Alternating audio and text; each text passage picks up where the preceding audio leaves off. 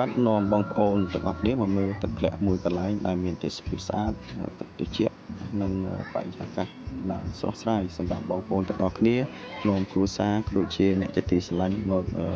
ទស្សនានិងកម្សាន្តទាំងអស់គ្នា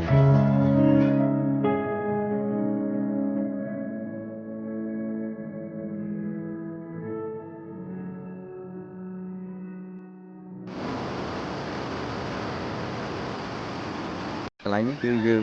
កន្លែងងូតទឹកដំបូងយើងមកប៉ុន្តែវាពិបាកមែនទែនដោយសារទឹកវាហូរខ្លាំងអញ្ចឹងណាយើងទៅនាំក្មេងៗទៅកន្លែងផ្សេងហើយក៏ជួបស្លាប់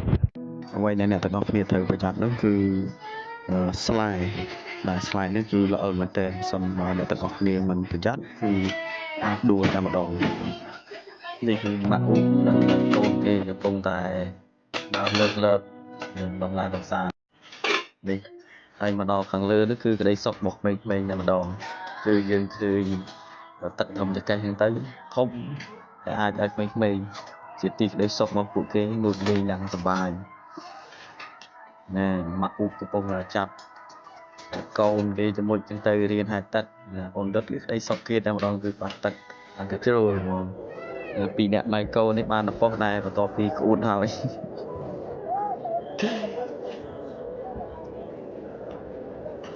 ហើយឯអាដាមពោយកំពុងបរៀនអូនដុតហែលទឹកខ្វាយ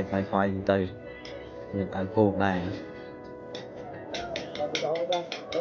កន្លែងនេះគឺភ្ញៀវមកលេងច្រើន